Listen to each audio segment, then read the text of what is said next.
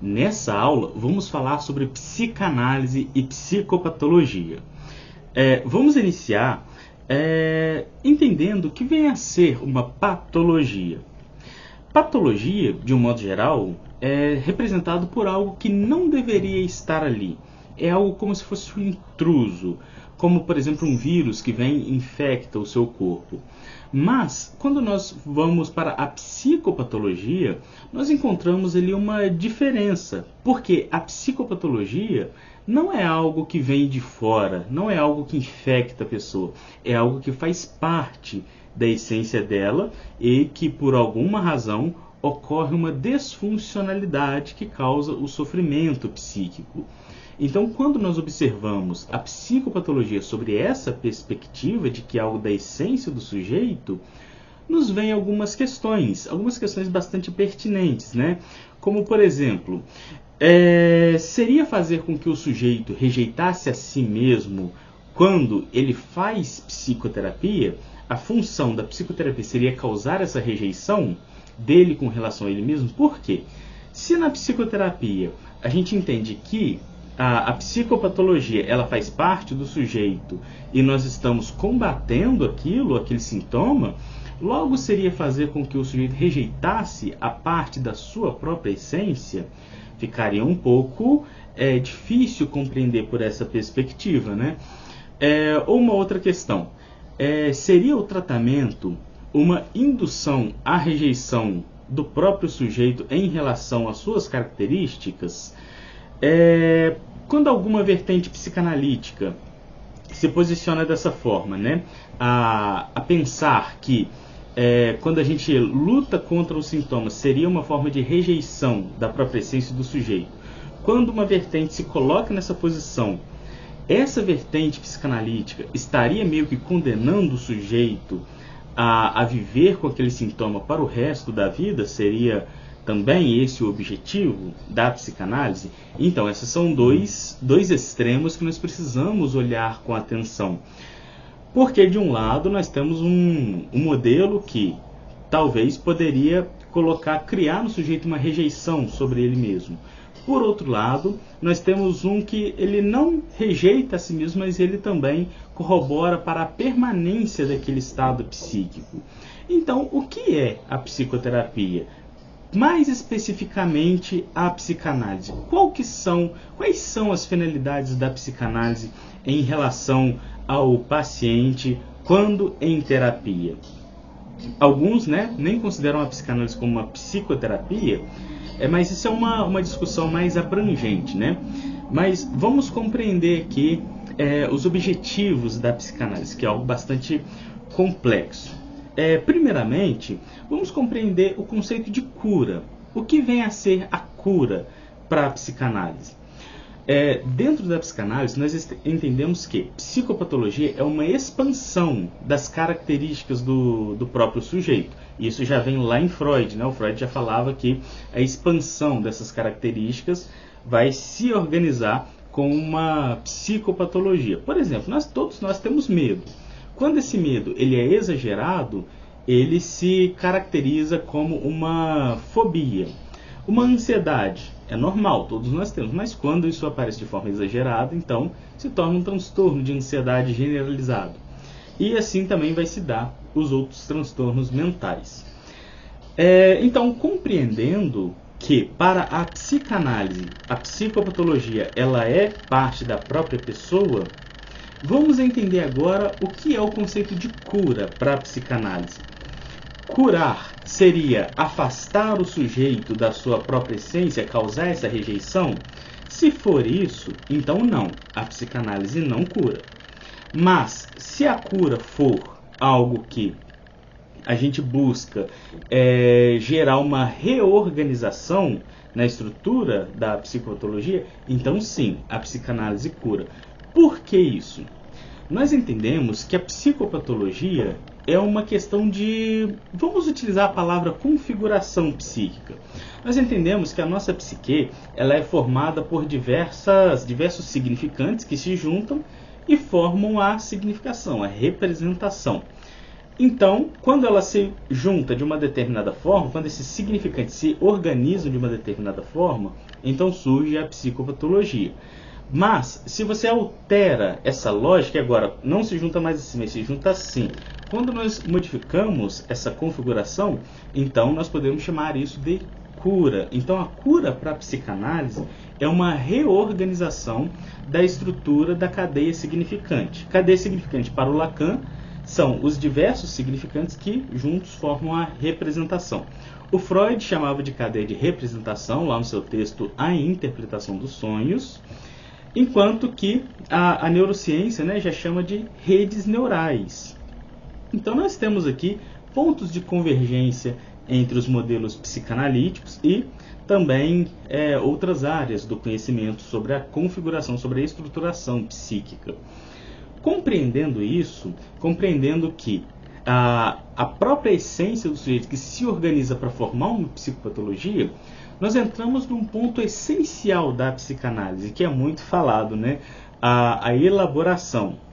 O que vem a ser a elaboração? Esse é um ponto muito importante que nós precisamos compreender de uma forma bastante completa, porque a elaboração é o ato final da psicanálise, é o ponto essencial da psicanálise.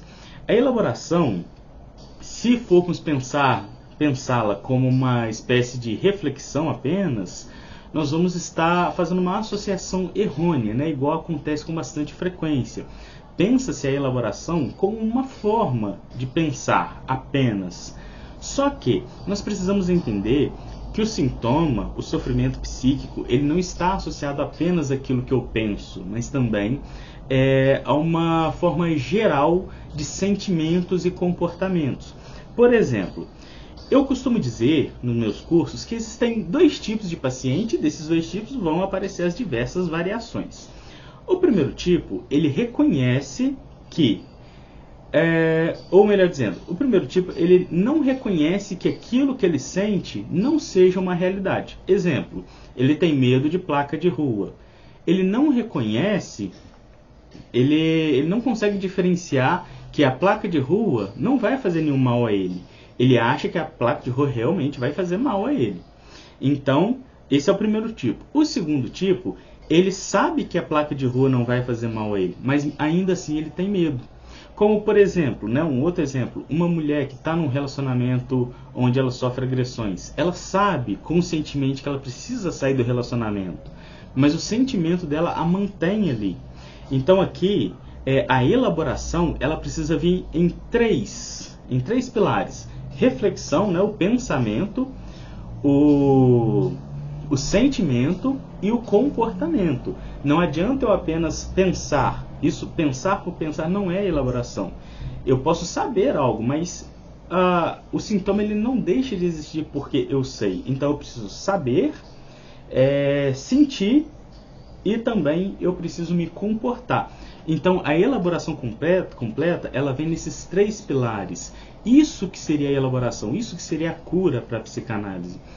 Ou seja, a mulher que está no relacionamento, né, complicado, que a gente está utilizando como exemplo, ela sabe, mas ela não sente. Se ela não sente, ela não se comporta de forma favorável àquilo que ela pensa. Então existe uma desconexão entre o que ela pensa, o que ela sente e o que ela sabe. O que ela faz, né? Então existe uma conexão entre o sentimento e a ação. Ela não consegue tomar uma ação porque ela não sente aquilo que ela pensa. Ela pensa, mas sente diferente. Então, na psicanálise, nós precisamos buscar isso. É isso que nós buscamos como cura, né? É isso que é a elaboração. É entender que a elaboração são três pilares. Que se um desses não estiver em consonância com o outro, não vai haver o resultado efetivo. É necessário que os três estejam em conjunto. Então, quando você estiver fazendo psicoterapia, né, ou para alguns que não consideram, fazendo análise com o seu paciente, você precisa entender que a elaboração não basta apenas pensar, apenas saber. É necessário sentir e é necessário também agir. Quando há pensamento, sentimento e ação em uma forma funcional para o paciente em específico, e aqui nós estamos falando de subjetividade, tá? Cada paciente ele é diferente um do outro. Quando isso acontece, quando ocorre essa convergência entre esses três fatores, então você tem elaboração, você tem o resultado efetivo. Quando o paciente não sabe, ele sente, ele se comporta, é quando ele não sabe, quando ele acha que a placa de rua vai causar mal a ele. Quando isso acontece, e ele depois começa a passar para a segunda etapa, né, que é quando ele percebe então que a placa de rua não vai causar mal a ele, mas ele continua sentindo, ele teve algum tipo de ganho também. Só que não vai ser um ganho suficiente para que ele consiga se desprender desse sentimento, desse sofrimento. Então, para que ele consiga se desprender, ele vai precisar sentir também que a placa de rua não causa perigo a ele. E aí, quando ele sentir, pensando e sentindo, ele muda o comportamento. Mudando o comportamento, então a gente tem uma melhora no quadro do paciente. Então aqui, como vocês puderam observar, a psicanálise sim, ela cura, dependendo da perspectiva do que vem a ser cura para cada um, né, para cada pessoa que vai compreender esse conceito. Se cura for gerar uma alteração na lógica estrutural dos sintomas, então sim, a psicanálise cura. Se cura for excluir do sujeito algo que fez parte da sua história, então não. Então a psicanálise não cura. Então vocês observem que, para nós, da psicanálise, ou pelo menos a maioria, a psicopatologia ela está mais relacionada com a escola francesa de psicanálise. A psiquiatria ela tinha duas escolas naquele período, que era a psiquiatria alemã e a psiquiatria francesa, né, que já foi mencionado em outro momento. A psicanálise ela se orienta mais pela escola francesa, porque considera que a psicopatologia seja algo da essência do sujeito e não algo separado. Já a psiquiatria alemã, a escola alemã de psiquiatria, ela considera como sendo algo que invade a pessoa, que já é uma coisa bem distante da psicanálise. Então, quando nós tomamos por base esse modelo mais francês de psicanálise, nós vamos nos orientar a partir de a psicopatologia é algo da essência do sujeito e nós não conseguimos desconectá-lo disso. Nós não conseguimos fazer com que ele esqueça o sofrimento, nós não conseguimos fazer com que ele simplesmente apague aquilo da memória. O que nós podemos fazer é elaborar para que ele sinta de outra forma as suas experiências, se organize de outra forma. Então, de modo geral aqui, resumindo a nossa aula de hoje, a grande questão que nós levantamos aqui é quais são os objetivos clínicos da psicanálise frente ao sofrimento psíquico?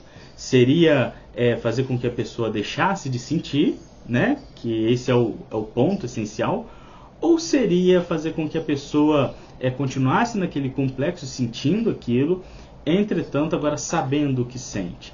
Esse ponto aqui para mim não é tão interessante, porque se a pessoa ainda sofre por algo, ela só sabe o porquê sofre, para mim não é tão... tem a sua validade, mas não é exatamente o ponto essencial. Para mim, no meu ponto de vista muito particular, a psicanálise sim, ela tem como finalidade causar melhora no quadro clínico do paciente. E isso foi proposto pelo Freud no início da psicanálise, era o que o Freud praticava, ele fez grandes estudos, né, sobre as histerias, como aquilo funcionava, o porquê. A intenção dele com a psicanálise era de gerar alteração na lógica dos sintomas do paciente.